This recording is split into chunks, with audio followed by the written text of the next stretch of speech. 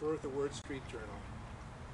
If you read my last post, you will have read that I've become inspired by a concept or an idea given by the Lord to a fellow street evangelist and friend way down in Southern California, Tony Miano of the Lawman Chronicles.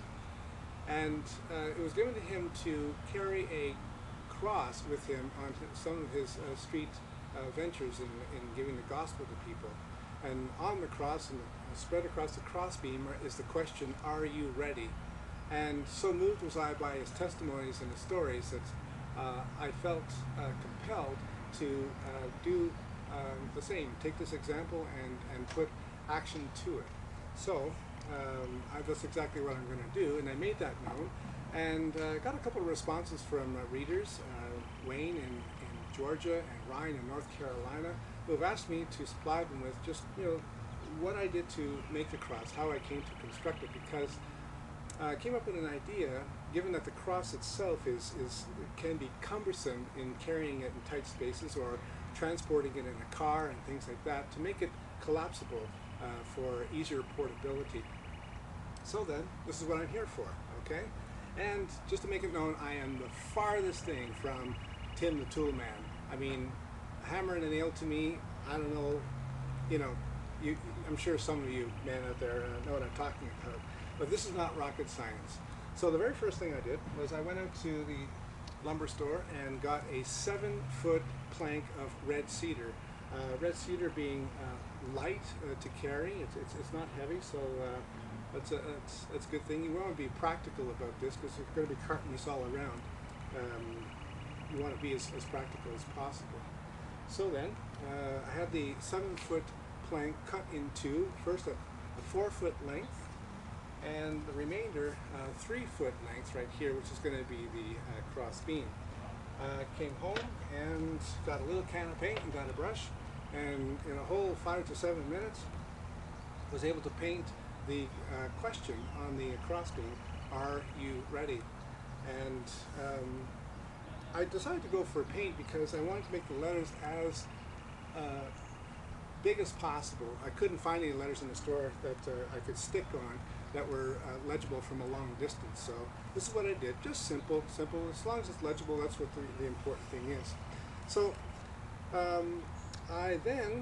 my wife did actually. She gave us a couple of coats of varnish after that because I plan to be taking this in all kinds of weather and want to protect the wood and make this last long. And then my stepson and I did some measuring and found the center of the cross beam and made a marking for the vertical side right here where the cross beam is going to cross, and drilled a hole in the center here and a hole in the center part right here. And with a 1.5-inch hex bolt, that's what they call it, hex bolt, you take the cross beam, put it to where, match it up with the hole here, and insert, and flip over, take your washer on the other side of the bolt, and then you take the wing nut. Now, this little wing nut nobody is going to see, but the only wing nut people will see is the carrier of the cross. So that shouldn't come as any surprise to anybody. So for just a couple of turns, flip it over, line it up with the pre-marked lines already here to make it straight, and tighten it up, and you have yourself the Are You Ready cross, which can be used for your evangelistic work on the street and at public events and anywhere you want to go.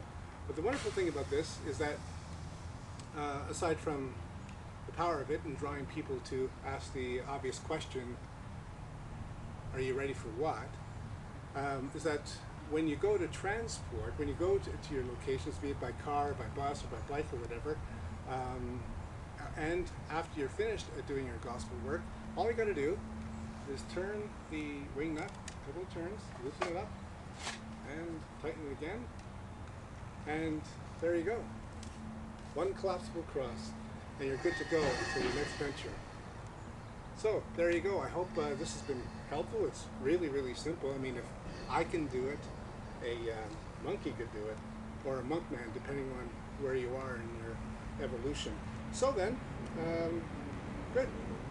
That's all I got to say right now, and I'm going to be hitting the streets with this starting tomorrow, Saturday, August the 1st, 2009, and I'll keep you posted. Okay? Thanks so much for watching.